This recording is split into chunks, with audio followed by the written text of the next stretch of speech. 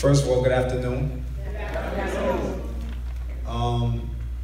So when I was about 12 years old, we started hearing these cassette tapes that were trickling down from parties in the Bronx and Queens, and we would get our hands on these tapes, we would listen to them, and it was all this scratching and cutting and break beats, and it was like, man, what is that? I want to try that. And so me and a couple of my friends got together, and we decided that, you know, we were gonna put together our own DJ set.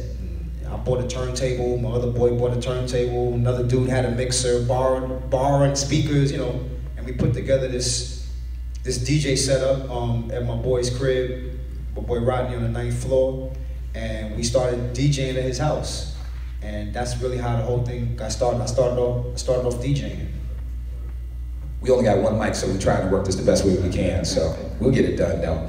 What was the first song that you wrote? Can you remember? That I wrote? Wow. What performed? I would say, I don't know the first song I wrote. Because I had a really early poem that I wrote in, I want to say 7th grade or 6th grade even.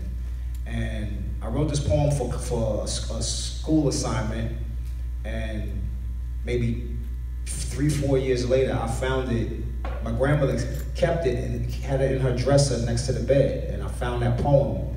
And so I don't remember exactly what the words were, but I would probably say that was the first thing that I wrote, because it rhymed. She saved it, which meant something, and so I think that definitely had an influence on me going forward as trying to be a better writer.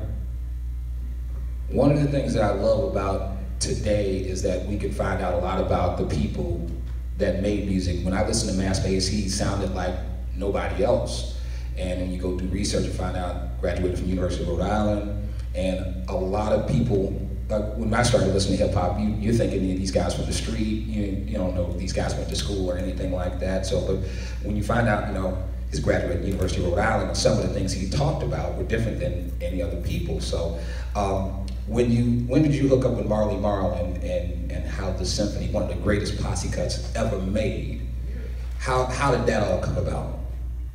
I'm glad you asked that question, because for the last probably decade or so, I've been telling this narrative about my story using certain years.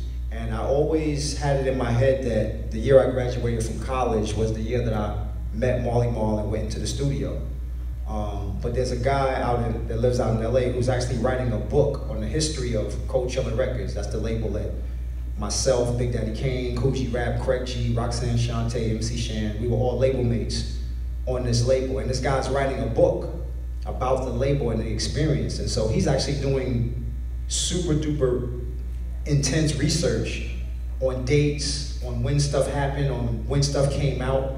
And I remember that first of all, how I met Marley was I entered a rap contest. I was home from Christmas break from college, and my boy Scooter was going to this rap contest out in Queens, and he asked me if I wanted to go. I wound up going up there with him and winning the contest.